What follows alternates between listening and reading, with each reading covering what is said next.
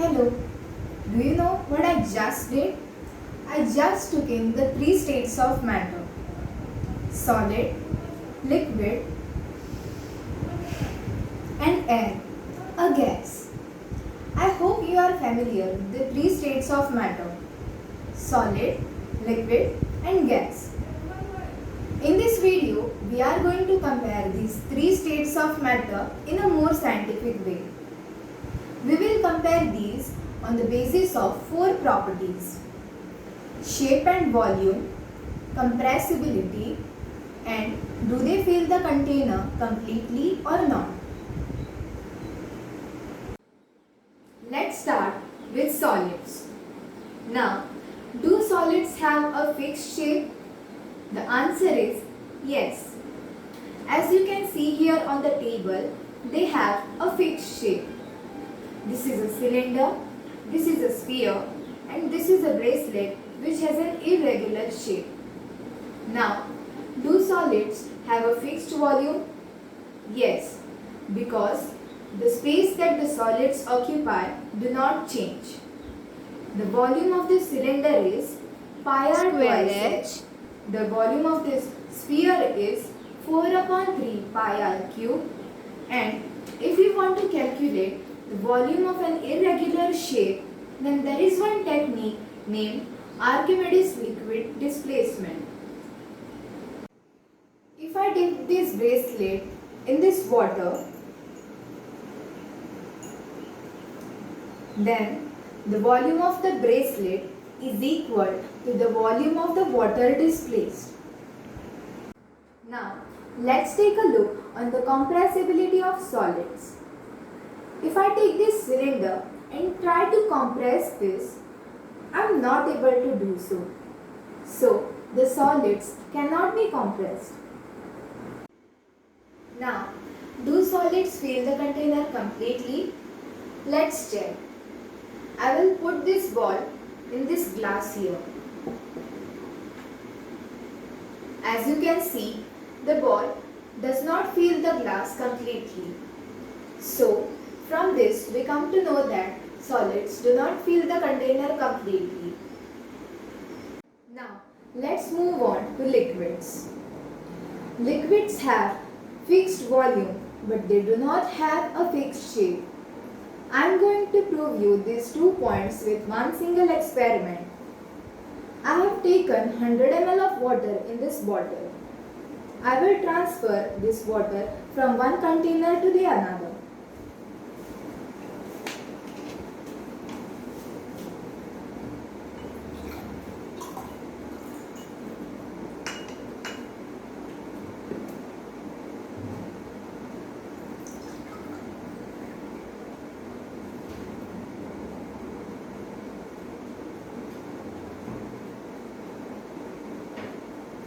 So, as you can see here that the shape of the water changed throughout the containers, but the volume of the water did not change, that is 100 ml.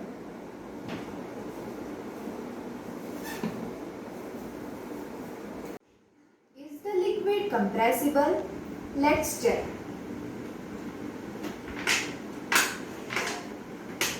While I am compressing this bottle, the water seems compressible. But am I really compressing the liquid? No.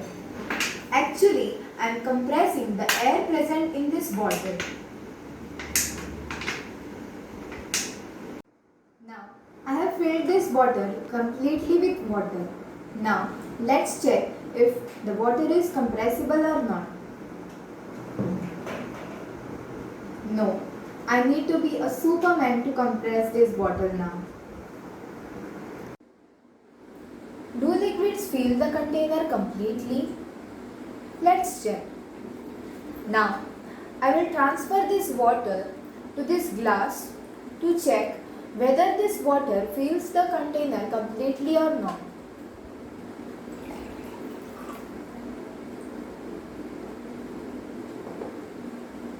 I will again transfer this to the beaker again.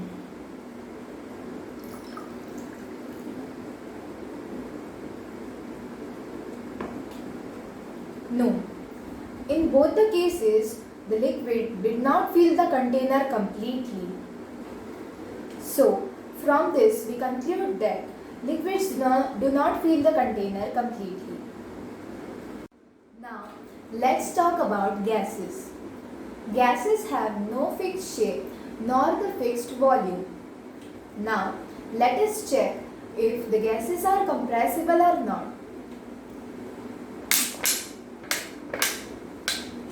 Yes, the gases are compressible and therefore they are kept under high pressures in the containers. Do the gases fill the container completely? Let's take an example. If we spray a perfume inside a room, then its fragrance will spread everywhere inside the room as the gas molecules expand inside the room. For the gas, in this example, the room is like a container.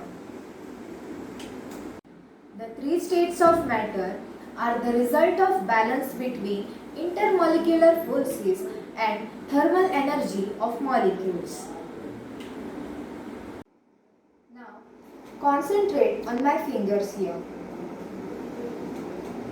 Imagine that these fingers are the water molecules.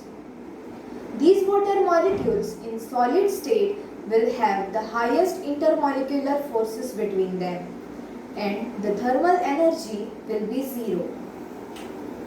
Now, when these water molecules are in liquid state, the intermolecular forces between these molecules will decrease a little bit and the thermal energy will increase. And in the gaseous state, the intermolecular forces between these molecules will decrease and the thermal energy will be the highest. My name is Riya Ashok. I am in class 11 science and I hope my points are clear to you on the topic 3 states of matter. And thank you for watching.